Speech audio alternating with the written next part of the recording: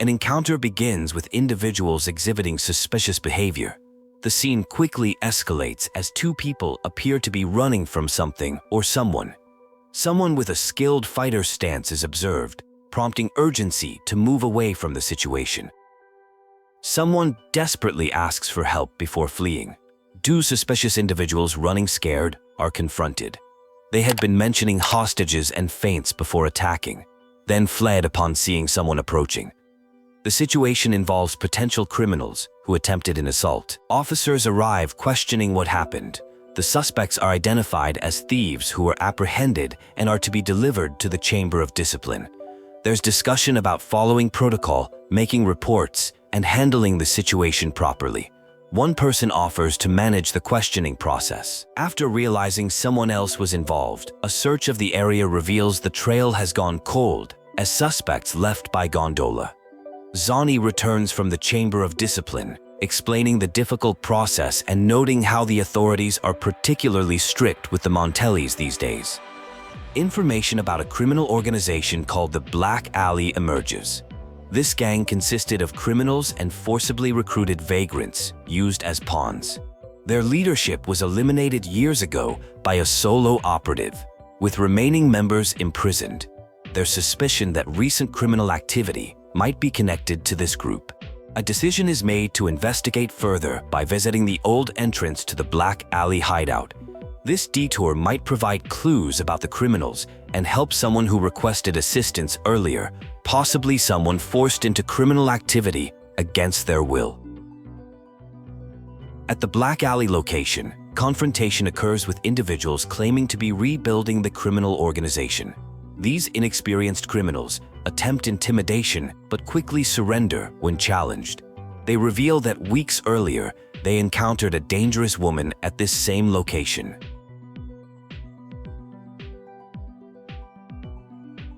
The would-be criminals are handed over to authorities. Information surfaces about thieves targeting Montelli staff residences. Plans are made to continue investigation the following day. After gathering more information about the Black Alley's possible resurgence and connection to recent events, discussion turns to a figure named Talos, a leadership title within the Black Alley that should have died with the organization years ago. The person who eliminated the Black Alley's leadership was known as the Blazing Nightwalker, suggesting a vigilante presence in the city's past. A meeting takes place where multiple Montelli employees have experienced theft attempts similar to earlier incidents. Security has been tightened, but a more proactive approach is needed. The woman who asked for help earlier might be a valuable lead, though she's likely keeping a low profile. Plans are made for evening operations while accommodations are arranged at a hotel. Before proceeding, more historical context is provided about Raguna's troubled past when the Order suffered major losses, creating instability that allowed the Black Alley to form. Further details reveal that Talos was a title given to whoever led the Black Alley, determined through brutal competition.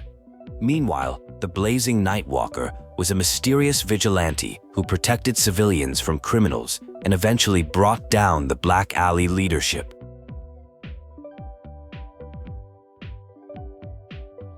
A laureate recounts how the Blazing Nightwalker operated during a time when peacekeeping forces were stretched thin after the Second Black Tide. This figure would capture criminals and deliver them to authorities before disappearing, actions that still spark debate about vigilante justice versus official order. At a hotel, a staff member reveals they were once saved by the Blazing Nightwalker from Black Alley criminals. They describe seeing blazing eyes in the darkness, but little else, explaining the vigilante's name origin. The city is noted to be much safer now than during those troubled times. While resting, discussion continues about why only limited resources are being allocated to the investigation, despite numerous targets. Political tensions emerge as some Order authorities might be pleased to see the Montellis facing difficulties. The conversation suggests complex underlying motives.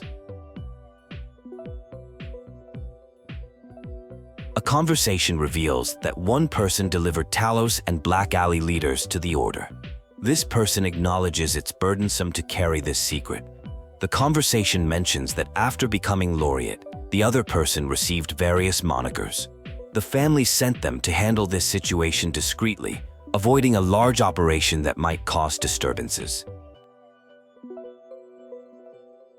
The speaker clarifies they never called themselves by any particular nickname, stating they were simply doing what was necessary without planning to acquire a fancy title.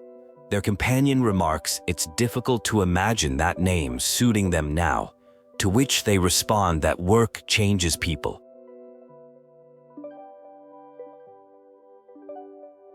The conversation shifts to questioning if Talos is genuine or just history repeating itself. They describe the current mission as a cleanup job and suggest getting a late-night snack afterward if things go smoothly. One advises the other not to exert maximum effort as the situation doesn't warrant it. They prepare to split up for an ambush to catch targets in the act. One notes that Zani is clearly putting in more effort than necessary, but decides not to mention it. They observe someone making movements who appear to be petty thieves. They coordinate their approach, with one watching the other's back. A confrontation ensues with targets who are waiting for them.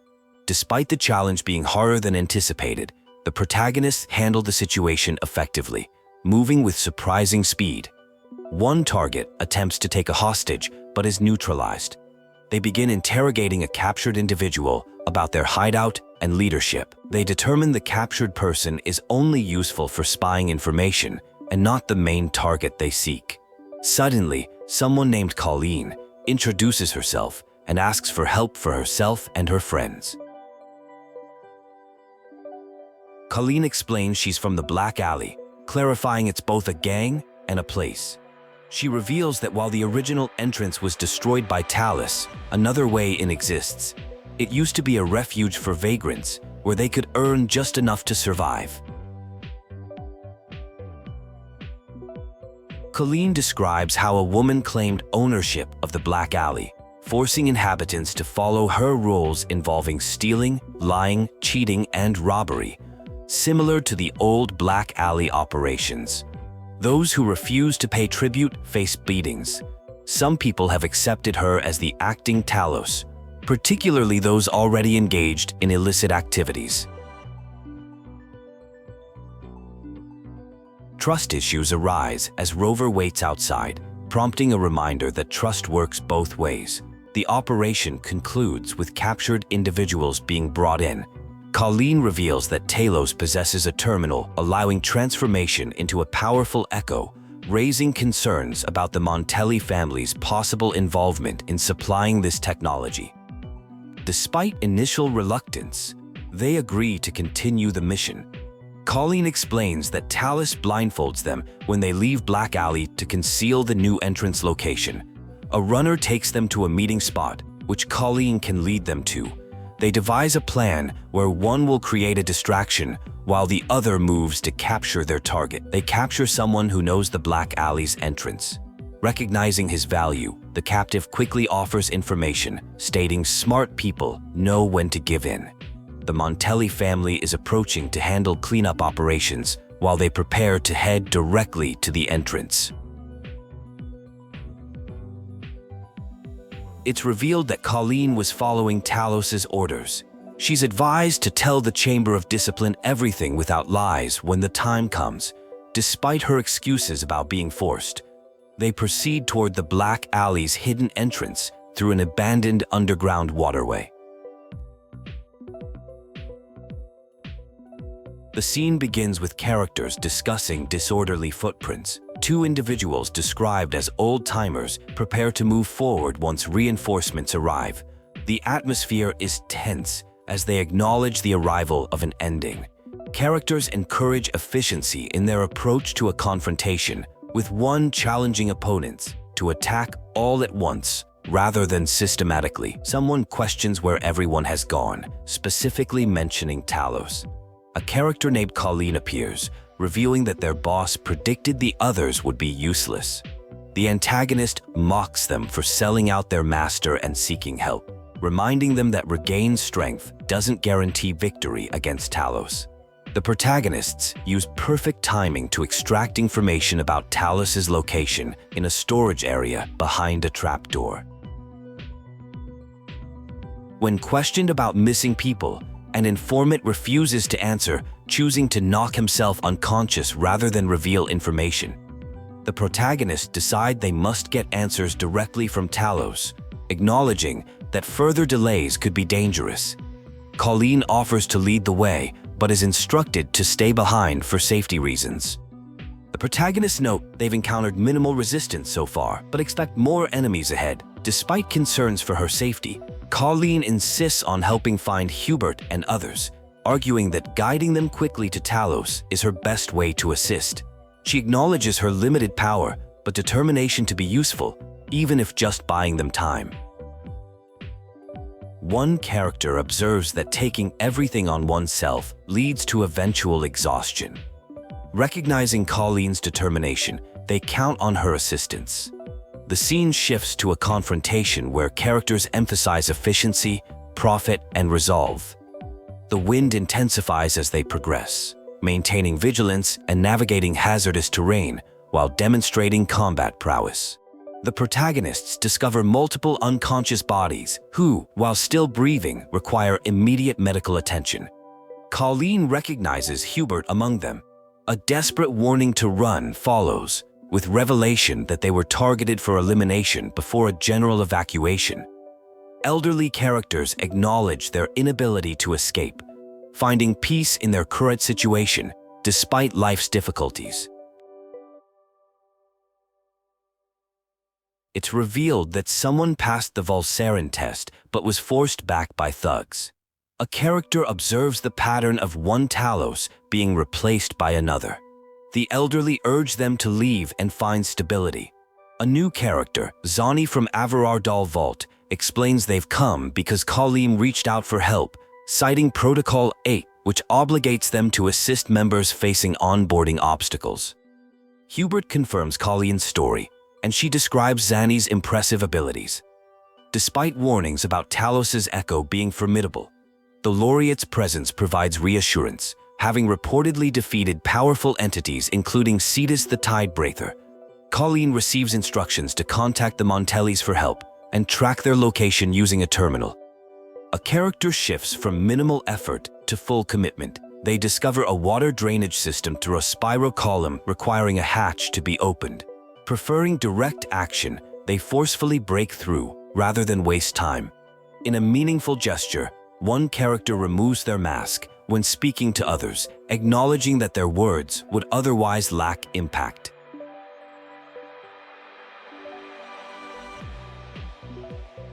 The activation of Protocol 8 confirms their involvement. Despite claims of avoiding thankless tasks, they prepare to confront the antagonists decisively. Combat ensues with efficiency and resolve. One character requests the privilege of personally confronting Talos, which is granted with recognition of their obligation to secure family terminals. They encounter Talos, who acknowledges the defeat of their men and recognizes their opponents as associated with the Montelli family. A strategic confrontation unfolds with coordinated roles. Despite Talos's reliance on powerful weapons, they ultimately fall. In shock, Talos recognizes one opponent as the legendary Blazing Nightwalker who supposedly disappeared years ago. The transformation of the Blazing Nightwalker is noted as remarkable. Talos pleads for mercy, justifying actions through the Black Alley's survival of the strongest ethos. The Nightwalker rejects these excuses, forcing Talos to confront weakness and fear rather than invoking rules. After establishing dominance and promising continued vigilance against any future attempts, Talos surrenders. The confrontation resolved, they acknowledge the imminent arrival of the family's representatives and decide to leave before facing questions. The narrator reflects on finding convenient excuses to avoid supervisory oversight. They discuss the morally ambiguous nature of protecting wealthy interests while appreciating the flexibility it affords. The Blazing Nightwalker experiences a rare moment of genuine gratitude, reflecting on past desires for protection. The narrative reveals the origins of their reputation through ordinary daily routines and their approach to confronting trouble directly. After exacerbating problems through hasty action, they accepted the Montelli family's offer to resolve the situation and provide future support. A companion observes that the Nightwalker's instincts serve good purposes, comparing their approach to a fist, less sharp than a blade, but capable of breaking through problems while protecting what matters. The Nightwalker acknowledges eliminating criminals doesn't trouble them, but reminds their companion that they function as a blade capable of breaking cycles without realizing their potential.